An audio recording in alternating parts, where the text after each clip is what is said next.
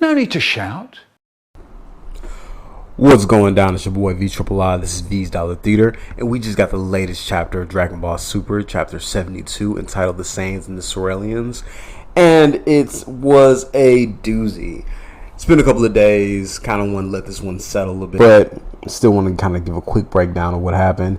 Then we're going to get into my thoughts, man, because this was a bit of a doozy, but at the same time, it's like, I don't know, man. I feel like chapter 73 is really going to break some real ground, but hey, gotta start somewhere, so let's go ahead and get into it. The Saiyans and the Heaters arrive at planet Cereal after about 18 days of traveling. The Saiyans notice that the planet's relatively peaceful, and they're on their way to find Granola. But before they can find him, he instantly attacks.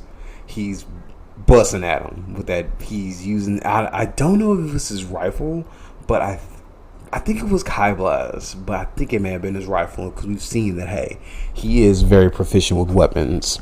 Goku activates Ultra Instinct for a moment as they continue to dodge the attacks. They finally meet up with Big Nola, and Nola's not playing his whole life mission. He's given up his life in order to take down the Saiyans, and he's ready to go to work. Goku wants to do his usual, hey, I'm going to show you how strong I am, but Nola ain't playing none of that. He goes straight in and forces Goku to attack. With Vegeta watching from the sideline, he actually decided that he didn't want to fight first. He let Goku go because he kind of wanted to feel out the situation a bit more. Granola gives a little bit of his issues with the Saiyan race to Goku as they battle. But Goku is kind of dumbfounded. He's not even really paying attention. He just wants a good fight. Granola breaks out some of the God Kai-ish energy. And they were shocked, man, because they didn't expect that. And they really don't understand how is this mortal able to have this power. He lets them know that he actually wished for it, which kind of is a little bit reminiscent of the Goku Black art, right? With Vegeta telling Goku Black, hey, yo, you can have all the power you want to. You really don't earn it, so you don't know how to use it correctly. Which was funny because Goku Black was beating the brakes off of him, but whatever. But anyways, Goku begins to just kind of show off his new power. We see something we haven't really seen before. We see Ultra Instinct used against other Super Saiyan forms. For example, Goku activates his Saiyan God form, and he adds the Ultra Instinct technique to it, which makes it pretty formidable. But Granola, being the strongest warrior in the universe, is able to easily side by that. So Goku ultimately ends up activating Super Saiyan Blue alongside of the Ultra Instinct technique. So we kind of are seeing that Goku can use all of his forms alongside the Ultra Instinct, which kind of reinforces the fact that it is a technique and not a power-up. So the two continue to battle, and Vegeta's just kind of like investigating. He's looking around the area. He's trying to put the pieces together. He notices that Granola says something about turning to your ape forms, but Goku instantly is like, we don't do that. We don't do that here. So the battle continues, and while the two are battling, Vegeta kind of begins to investigate, and he realizes that this was a planet that the Saiyans invaded prior to, and the chapter basically comes to an end. So there's another point that I kind of missed while I was breaking down the plot, was the fact that the Heaters, well, the rest of the Heaters are on the way. And they have a little bit of a past with Planet Cereal. So I'm curious to see what's going to happen with they land. But let's go ahead and get into my thoughts, because I have quite a few. I'm so glad that Vegeta has become the character that we know and love today. For a long time, I was not the biggest fan of Vegeta. He just seemed like someone to push the plot forward, and he had a very destructive nature. In order to reach his goals, he would put everything on. But he's matured, he's grown, and now he kind of represents the audience in some ways, you know what I mean? Because he's saying what we're thinking as we read these chapters. He instantly realizes that something's up. And he's not stupid. Vegeta is the tactician of the two, and he's realizing that there's something going on and that they've been misled.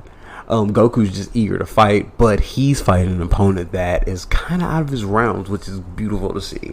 I love seeing Goku deal with a challenge. We finally have a moment where the dragon's able to be stronger than a person's training.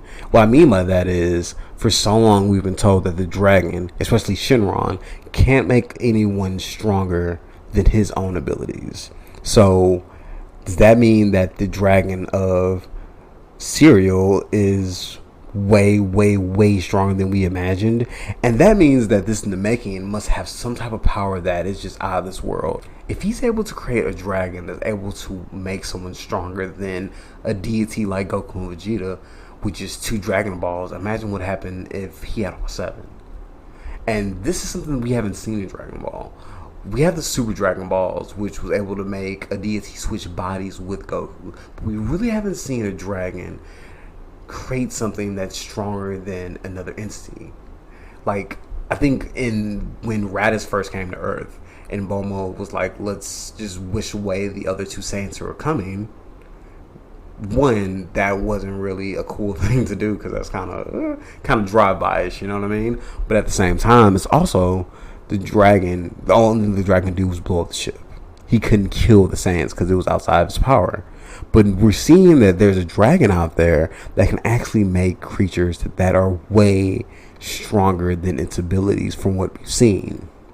Now, I don't know if this is a retcon or if this is just us getting to a new place where there are now dragons that can make anything happen. Because for so long we've seen that dragons do have a limit. So that's kind of cool to see, and I want to see where that goes in the future. This kind of reaffirms my theory that we're going to get to a point where the Dragon Ball series is going to be about the Dragon Balls and the characters surrounding them outside the Saiyans and the Earthlings. We're getting close to it. I see it. With that being said, let's go a little bit more into Granola. So, we finally get to learn what his eye is able to do.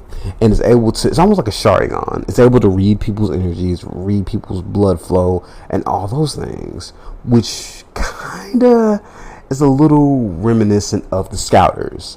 So, I wonder if that has something to do with Frieza's initial invasion of the planet. As we know from the old Bardock movie, though Frieza was destroying planets to sell them, he also was taking the rare abilities of these species and adding them to his own collection. So I wonder if these Cerealians were able to, I don't know, man, were they the basis for the Scouters? Oh man, we're going somewhere. As far as Vegeta, like I said, man, he's really beginning to turn into a Sherlock Holmes, man. He put it together relatively quickly that, hey, this isn't right. And now he's realizing that, oh, this was a planet that was invaded by the Saiyans. And so he's probably going to put together that, hey, this is a revenge plot, not so much an attempt to take over a planet. And now we're going to probably get back into what Beerus was telling Vegeta while they were training. You have to let go of what your people did, of what you've done. And I think that Granola is going to be the catalyst for Vegeta to do so. Because once he's able to accept that, hey, this was what my people did, and I did it 4 times too, but that's not me anymore, he might be able to unlock the power that we've been aching to see Vegeta have, which is to kind of be the #1 person in Dragon Ball. So I feel like we're building towards something with Vegeta here, with him finally coming to accept the Saiyans as for what they were, not only accepting who he is now, but accepting what he's done in the past. Not so much to say about Goku. I'm glad that he's able to flow the Ultra Instinct between his Super Saiyan forms.